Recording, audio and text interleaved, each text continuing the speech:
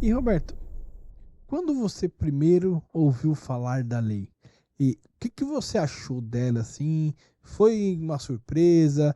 Como é que você recebeu a história da lei, no Cara, primeiro eu momento? vou falar que a gente tá entre amigos aqui. Eu tava num cruzeiro na Bahamas. Sério, porque foi, não sei se vocês lembram, mas foi Dia do ano, praticamente. último dia É, de mandato do Bolsonaro, dia É. 29 de dezembro, ele colocou várias medidas. E aí o pessoal começou a mandar isso. E eu primeiro eu achei que era brincadeira, e depois, eu tava com a internet do navio, ela é muito ruim, não carrega as informações, então enfim tal. Mas quando deu umas 8h30, 9 horas que a gente acaba ligando pros amigos mais próximos, cara, você viu, virou lei, agora o DC virou obrigatório, tá? Vai ter um seguro contra terceiros. E eu achei, como muita gente começou a falar, eu comecei a perceber, e pessoas diferentes, eu percebi que não era pegadinha, mas não tinha entendido direito. Então, essa primeira vez que eu vi foi no navio lá na Bahamas, tal. Quando eu voltei para os Estados Unidos, que eu comecei a ler essas coisas, tal, eu falei, cara, eu não acreditei no que tinha acontecido, que a gente sabia que existia um movimento no Congresso de fazer uma mudança na lei de seguro, gerenciamento de risco, tal. Mas pelo que eu entendi, eles sintetizaram um pouco do que eles iam fazer e colocaram só na lei, né? Então, assim, foi a primeira vez. Voltando ao Brasil, a gente começou a ver medida provisória. E isso. aí a gente lembra que foi uma troca de presidente também, né? Então saiu o presidente que era de uma linha, entrou um outro presidente que era de uma linha. A gente sabe que os transportadores sempre foi um segmento que apoiou muito o governo Bolsonaro. Então a gente imaginava que o governo Lula ia derrubar a medida provisória. Puta. E aí a gente ficou, acho que o mercado todo ficou, Lula não vai deixar passar, isso vai cair, isso vai dar os 90 dias e vai ser, Vai caducar, vai vai voltar. caducar. Então ficou... Você sabe o que eu falava com a galera, né? Eu falei, pô, é a maior chance do Lula de agradar os caras que Eu, eu, gostam do eu, eu, Bolsonaro. eu também pensava assim, eu falei, ou se ele também, essa é opinião minha, né, Aham. não aprova isso, pode causar uma puta revolta. Ele não vai ir É. contra a classe. No momento que ele tinha acabado de entrar. Eu também Eu acho. imaginei isso, né? Uhum. Eu pensei, e quando a gente olhava na prática também, isso não beneficiava em nada ele, assim, né? Eu não teria...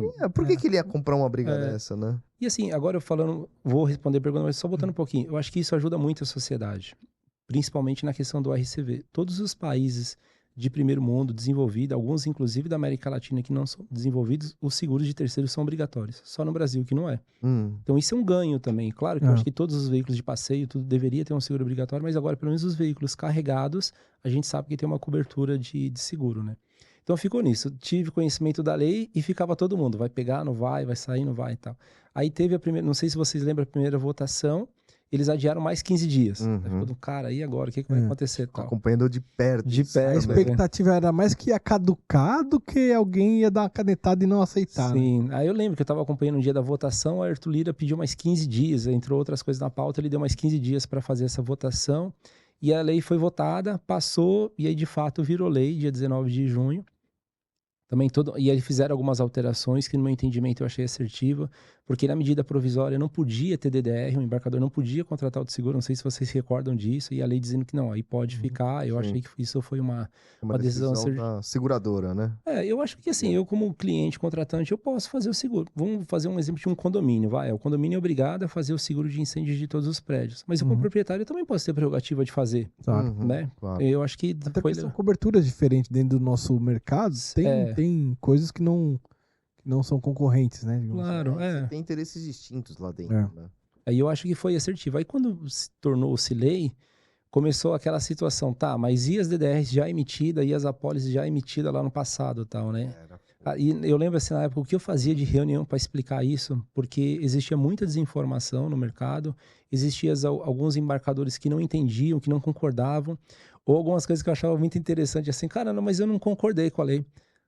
Cara, mas a lei não é assim, se eu não concordo, eu não tenho que cumprir, né? Ou minha mercadoria e tal.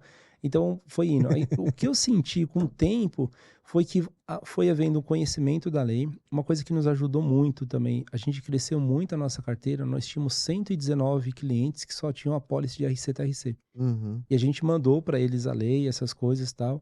E aí esses clientes fizeram um seguro de DC, entenderam a necessidade. Então, nós tivemos um aumento de... Mas foi assim, meio que instantâneo ou não? Muita gente ainda com dúvida, porque, de certa forma, contratando esse para a visão transportadora, ele também aumentar o custo dele, né? Uhum. É que assim, vou te falar que 80%, 70% foi fácil. Foi. O restante também, infelizmente, a gente está no Brasil que tem um risco social muito grande de roubo de mercadoria, né? Então também tinha isso, né? E uma coisa que a gente sempre fala para os nossos clientes, principalmente naquela época, é dizendo, antes, quando não havia obrigatoriedade, você tinha até um momento de discussão, você podia a qualquer momento discutir um caso fortuito, força maior, eu não sou obrigado, tal. Mas agora com lei, você Acabou. ficou muito vulnerável, né? É. Então você tem que fazer. E o custo também não é um custo muito alto, a gente colocava isso para eles, então acabou tendo bastante adesão. O que deu mais trabalho foi os embarcadores pagar o ad valorem para os transportadores. Porque acontecia muito isso, assim, eu participei de uma reunião com um embarcador multinacional e o cara falou assim, é uma empresa indiana, né? Falou, não, mas os indianos não concordam em pagar. Eu tentei não rir na hora da reunião, porque eu falei, pô, mas não é uma prerrogativa, né? Eu falei, cara, mas é uma exigência legal. Por sorte, é uma empresa multinacional e eu tive a felicidade, a ideia de chamar o jurídico para participar da reunião. E aí o cara do jurídico levantou a mãozinha lá na reunião e falou assim, olha, eu como jurídico, né, eles têm um termo super bonito chamado de compliance, como compliance da empresa, eu tenho que dizer que sim, o transportador precisa fazer o seguro.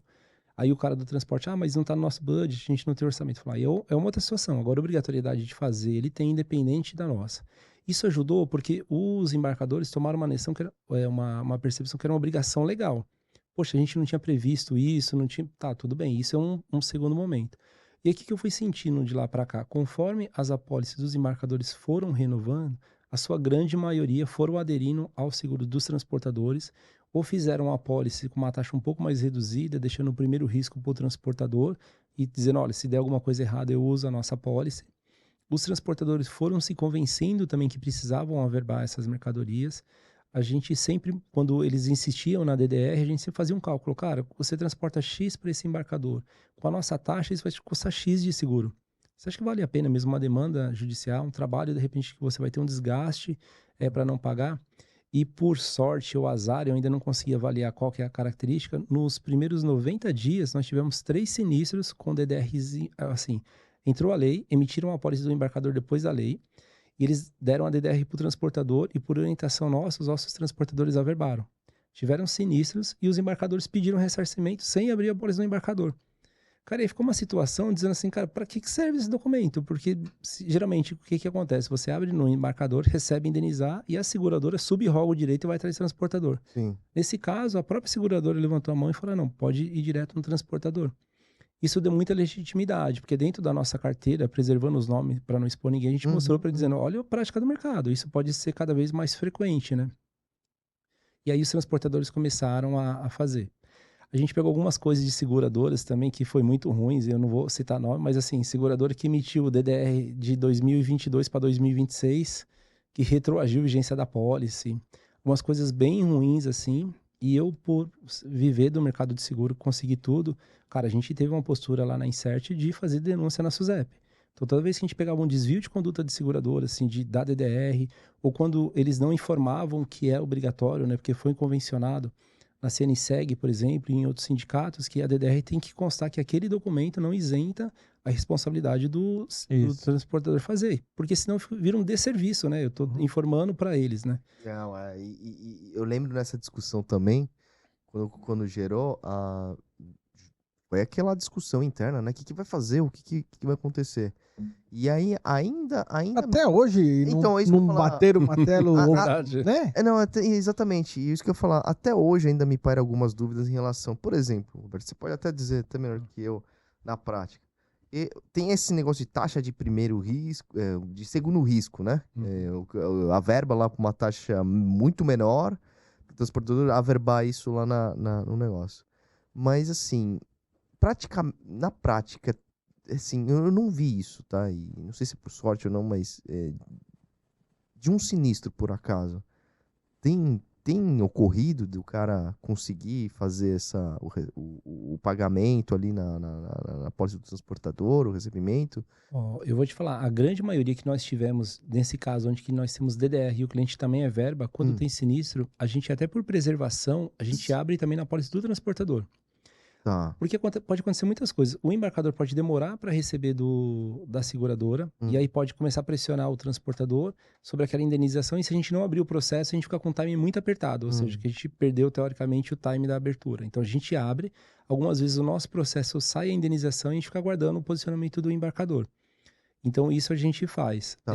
eu acho que essa taxa de segundo risco que o pessoal fala, que começa a utilizar, eu acho que pouco usual. A gente sabe que os nossos fornecedores hoje de tecnologia de averbação não conseguem fazer isso de uma forma muito efetiva, é muito manual isso na mão. E às vezes eu até falo para o cliente assim, cara, quanto que representa 50% disso? Então vamos imaginar que no ano você vai pagar de seguro, sei lá, 16 mil reais. Se a gente aplica uma taxa aí com 40%, 50%, você vai pagar 8 mil reais. Se você dividir isso por 12, não é isso que vai salvar a sua operação ou que vai dar essa legitimidade, né? Então, eu não vi hoje no mercado uma justificativa para os transportadores não averbar. Tanto é que na nossa carteira muitos averbam, a gente tem uma aderência muito grande, e os que não averbam, a gente pede para assinar um documento, via inclusive DocSign, para não ficar evitando. Então o cara assina dizendo que tem ciência sobre a nova lei, essas coisas e tal. O que notei também é que, assim, ninguém, principalmente nas empresas um pouco maior, eles falam que não quer assinar, não querem averbar. Quando você pede para assinar o documento, que aí precisa ter alguém que tem autorização para assinar, que seja um contrato social, alguma coisa, dificilmente eles assinam e eles preferem averbar. Porque dá uma percepção de consciência. Isso é um pouco diferente da Insert, assim, não é porque nós não somos melhor do que ninguém, não é isso. Porque a gente é especialista em seguro de transporte, então para nós isso é o dia a dia. O que eu vejo no mercado? No mercado, às vezes, o corretor que é de varejo, ele não entende direito o que é DDR, não sabe nem da nova lei, ele se sente muito pressionado pelo cliente, o cliente dele. Aí o cliente dele fala assim, não, o meu cliente está dizendo que não vai pagar seguro porque entregou esse documento, se vira lá com a seguradora. E aí, às vezes, o corretor não tem argumento suficiente para informar o cliente dele, eles acabam aderindo ou colocando uns subterfúgios como esse. Então, vamos colocar meia taxa, vamos colocar isso como mercadoria excluída e tal. E a gente sempre fala para os nossos clientes que, assim, o seguro, além de ser obrigatório, ele é compulsório. Então, você tem que averbar todas as cargas, você tem que manter a sequência numérica. Porque a ausência da averbação dá o direito para a seguradora de negar qualquer outro sinistro, né? Porque você não pode fazer seleção de risco. Então, a gente explica isso para eles. Vem funcionando. O que eu acho que quanto mais tempo passa, mais os embarcadores colocam no custo deles esse ad valorem que eles vão ter que pagar para o transportador, e isso começa a ficar pacificado, né?